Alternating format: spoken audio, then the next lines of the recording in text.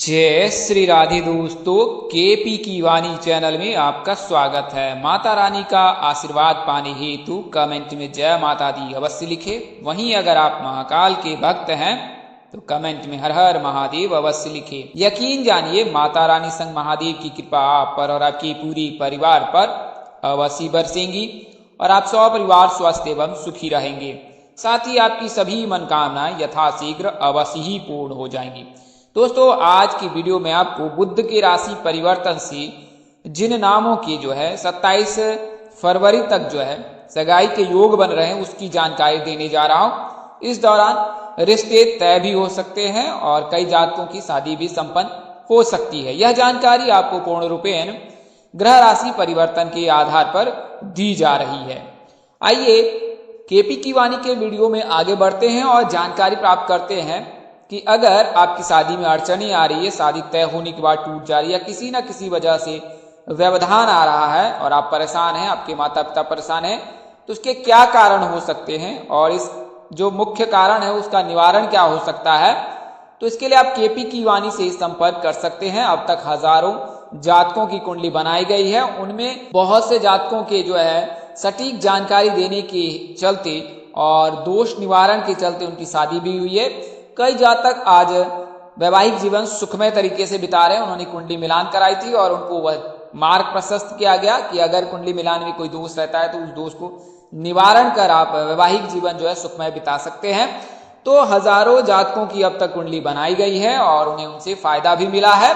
तो आप केपी की वाणी से संपर्क कर सकते हैं और विवाह संबंध की जानकारी अब आप विस्तार पूर्वक प्राप्त कर सकते हैं। इसमें आपको आपकी शादी कब होगी, कहाँ होगी, कैसे होगी, किससे होगी, किस दिशा में होगी, कितनी दूरी पर होगी, किस नाम से होगी, किस राशि से करनी चाहिए, जीवन साथी का रंग रूप स्वरूप स्वभाव और उनका करियर कैसा होगा, आपका करियर कैसा होगा। अगर आप लव मैरिज करना चाहते हैं तो माता पिता की सहमति मिलेगी कि नहीं मिलेगी, ससुराल में घर द्वार कैसा होगा, सास ससुर का स्वभाव कैसा होगा, पति कितना पढ़ा लिखा होगा, पत्नी कितनी पढ़ी लिखी होगी, ये तमाम तरह की जानकारी अब आप केपी की वाणी से प्राप्त कर सकते हैं। इसके अलावा अगर आपके मन में किसी अन्य प्रकार के भी सवाल हैं तो आप उन सवालों के भी जवाब प्राप्त कर सकते हैं। इसके लिए मामूली शुल्क ली जाती है जिसे आप मेहनताना समझ सकते हैं। आप केपी की वाणी पर संपर्क कर सकते हैं। संपर्क जो नंबर है वो आपको स्क्रीन पर दिए गए हैं, एक बार और दोहरा देता हूं, 8521835670। तो इस नंबर पर आप संपर्क कर सकते हैं। वहीं ऐसे जातक जिनकी शादी हो चुकी है, उनके वैवाहिक जीवन में परेशानियां आ रही है, तो उन्हें मैं सलाह दूंगा कि आप केपी की वाणी से संपर्क कर अपनी कुंडली मिलान अवश्य करा लें। इससे आपको विवाह उपरांत वैवाहिक जीवन में आ रही परेशानियों का पता चल जाएगा। शास्त्रों में निहित है कि अगर भकुर दोष लगता है, नारी दोष लगता है, तो ऐसी परिस्थिति में जातक के वैवाहिक जीवन में कष्ट आता है, तो आप उसका निवारण आप शास्त्र संगत करा सकते हैं। अपने निकटतम पंडित व ज्योतिष से संपर्क कर उसका विश्लेषण कराकर और उसका निवारण करा सकते हैं। हालांकि जब आप निवारण करें तो आपकी उपस्थिति वहां पर जरूर हो, इसका अवश्य ध्यान रखें। कुंडली मिलान में अगर किसी प्रकार का कोई दोष लगता है तो उसका ऑनलाइन आप कभी भी पूजा निवारण ना कराएं, बल्कि उपस्थित होकर उसका निवारण कराएं। तो इससे आपको जो बाधा आ रही है, दोष है, वो दूर हो जाएंगे। वहीं अगर आपकी शादी तय हो रही है, तय होने वाली है, तो आपको भी मैं सलाह दूंगा कि आप अपनी कुंडली मिलान अवश्य करा लें। इससे आफ्टर गेटिंग मैरिड आपका मैरिज लाइफ कैसा रहेगा उसकी जानकारी आपको मिल जाती है। तो आप केपी की वाणी संपर्क कर सकते हैं। कई ऐसे जातक हैं जिन्होंने बहुत जगह पे जानकारी ली, ज्योतिष से सलाह ली, उन्होंने अनुमानित जानकारी दी कि इस तिथि को इस समय में शादी हो जाएगी। हालांकि उनको विस्तार पूर्वक यह जानकारी नहीं दी कि उनके विवाह में बाधा क्यों आ रही है। तो आप केपी की वाणी से संपर्क कर सकते हैं और उन बाधाओं के बारे में जान सकते हैं कि शादी में मुख्यतः क्यों देर हो रही है। कई कारण होते हैं कुंडली में, उन कारणों का पता लगाया जाता है और फिर आपको जानकारी दी जाती है। अगर आप किसी अन्य ज्योतिष से सलाह लेते हैं तो वो आपको ग्रह दशा के आधार पर जानकारी देते हैं और यह जानकारी महज मात्र प्राथमिक रहती है। अगर आप केपी की वाणी से संपर्क करते हैं तो आपको विस्तार पूर्वक जानकारी दी जाती है और विस्तार पूर्वक विश्लेषण भी किया जाता है। प्रथम भाव, द्वितीय भाव, चतुर्थ भाव, पंचम भाव, एकादश भाव, सप्तम भाव, द्वादश भाव, अष्टम भाव, ये सभी भावों को देखा जाता है। खासकर अगर मंगल है तो मंगल के लिए प्रथम भाव, द्वितीय भाव, चतुर्थ भाव, सप्तम भाव, अष्टम भाव, द्वादश भाव को देखा जाता है। विवाह भाव के में ग्रहों की जो दशा है, दृष्टि है, उपस्थिति है, इसकी जानकारी ली जाती है। इसके अलावा द्वितीय भाव को मंगल के लिए ही देखा जाता है, चतुर्थ भाव को मंगल के लिए ही देखा जाता है, पंचम भाव को विवाह के लिए भी देखा जाता है, संतान के लिए भी देखा जाता है। एकादश भाव में अगर शनि की दृष्टि हो जाए, गुरु की दृष्टि हो जाती तो फिर उसके विवाह के योग बनते जातक के, तो एकादश भाव को भी देखा जाता है। तो यह विस्तार पूर्वक जानकारी आपको केपी की वाणी से मिल जाती है।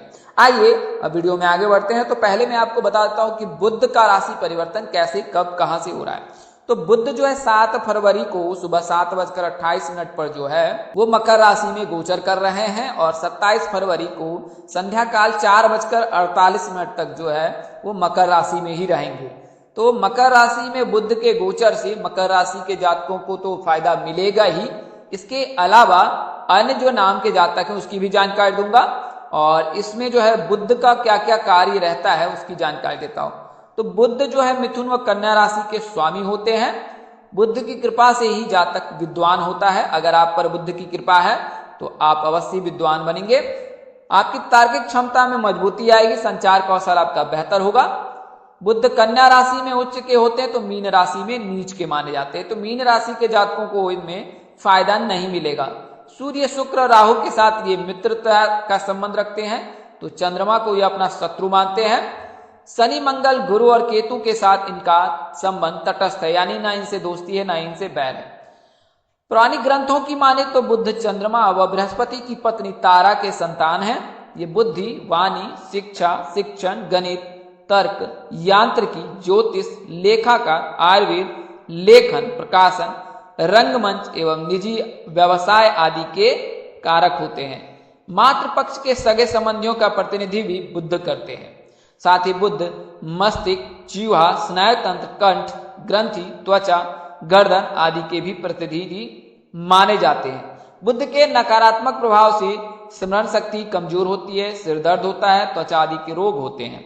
ये उत्तर दिशा व 27 नक्षत्रों में अश्लेषा, ज्येष्ठ, रेवती इन तीनों नक्षत्रों के स्वामी होते हैं। बुध का राशि परिवर्तन जातक की कुंडली में भाव स्थान के अनुसार प्रभाव डालता है। तो बुध अगर अस्त है तो बुध के अस्त रहने पर मातृ पक्ष के सगे संबंधियों अथवा महिला पक्ष के सगे संबंधियों के साथ मधुर संबंध रखना चाहिए। खासकर बुआ, मौसी, मामी, फुआ, दीदी, बहन इन सब के साथ मधुर संबंध रहना चाहिए अगर आपकी कुंडली में बुध अस्त है। बुध के अस्त रहने पर भी शुभ जो कार्य हैं वो देर से होते हैं या नहीं होते हैं। तो बुध का भी उदय रहना बहुत जरूरी है। इसके लिए आप हर शुक्रवार को माँ दुर्गा मंदिर जाकर माँ दुर्गा के चरणों में जो है श्रृंगार का सामान भी आप उन्हें भेंट कर सकते हैं। तो इससे भी बुध मजबूत होता है। आइए अब मैं आपको कुछ प्राथमिक जानकारी देता हूं जो विवाह के लिए बहुत ही महत्वपूर्ण है।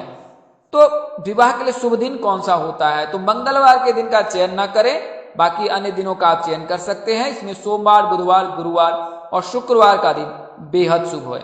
तिथियों की बात करें तो द्वितीया, तृतीया, पंचमी, सप्तमी, एकादशी और त्रयोदशी की तिथि शुभ है।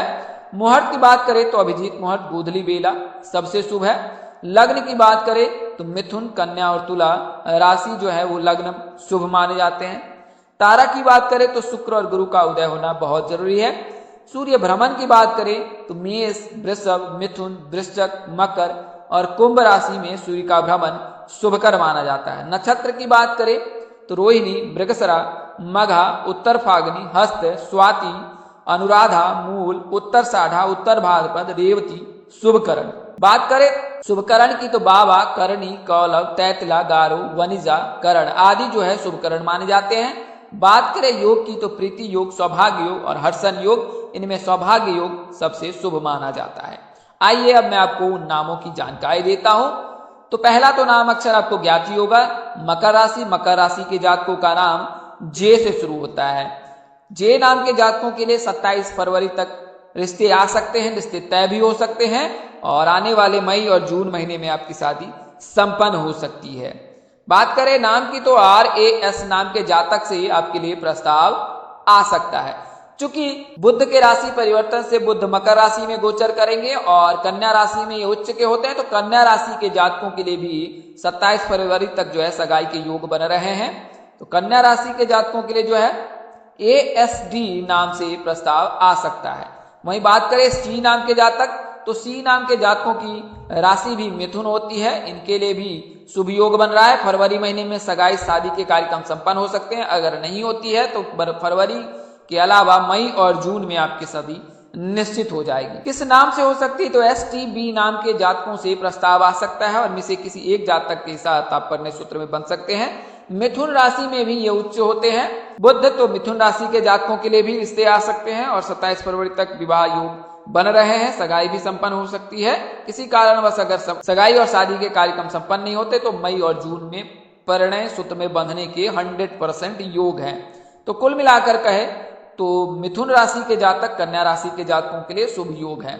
वहीं बात करें नाम की तो PSV नाम के जातक से, यानी अगर आपका नाम अक्षर K है तो आपके विवाह जो है PSV नाम में से किसी एक जातक के साथ होने के प्रबल योग है। बात करें अगले नाम अक्षर की तो वर्तमान समय में शुक्र का गोचर जो है कुंभ राशि में हो रखा, तो SG नाम के जातकों के प्रस्ताव आ सकते हैं। परिणय सूत्र में बंधने के प्रबल योग है 15 फरवरी तक। इसके अलावा भी जो इनके योग बनेंगे तो इनके लिए वृषता जो है PRA नाम से आ सकता है और इनसे ही इनके परिणय सूत्र में बंधने के योग बन रहे हैं।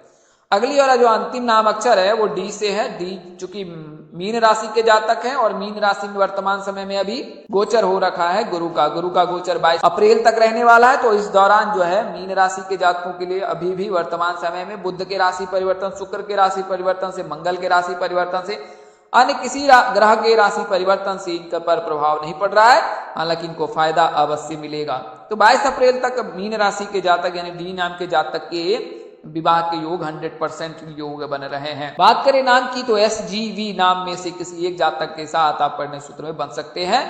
अब से लेकर मई और जून तक आपके लिए विवाह के प्रबल योग हैं। तो दोस्तों इस वीडियो में मैंने आपको उन 6 नामों की जानकारी दी है जिनके विवाह के योग जो है बुध के राशि परिवर्तन से बन रहे हैं और ऐसा 7 फरवरी से लेकर 27 फरवरी तक है। और इस दौरान आपके लिए रिश्ते आ सकते हैं, सगाई के कार्यक्रम तय हो सकते हैं, सगाई हो सकती है, आप परिणय सूत्र में बन सकते हैं। अगर किसी जातक की शादी इस दौरान नहीं होती है तो मई और जून महीने में फिर उसके पश्चात अवश्य हो जाएंगी, खासकर मिथुन राशि के जातक की। तो ज्योतिष गणना के आधार पर आपको यह जानकारी दी गई थी और यह जानकारी ग्रह राशि परिवर्तन पर आधारित थी। इस तरह की अन्य वीडियो देखने के लिए हमारे चैनल के डैशबोर्ड अथवा प्लेलिस्ट पर जाएं और अपनी राशि अनुसार वीडियो अवश्य देखें। तो दोस्तों आपको यह जानकारी कैसी लगी लाइक कर, कमेंट कर, शेयर कर हमें अवश्य बताएं। अगर आप मेरे चैनल पर पहली बार विजिट कर रहे हैं, चैनल के कार्यक्रम पसंद आए हैं, चैनल को सब्सक्राइब कर ले, साथ ही बेल आइकन को प्रेस करना ना भूलें।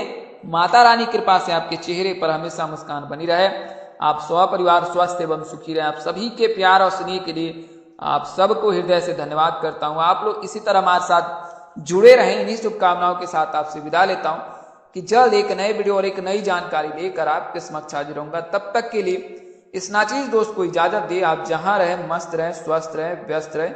माता रानी की असीम कृपा पर बरसती रहे। परमपिता परमेश्वर आपको सद्बुद्धि, सत्मार्ग और आगे बढ़ने की शक्ति दे। नमस्कार, जय श्री राम दोस्तों, जय श्री कृष्णा, जय माता दी, जय वाहिगुरु।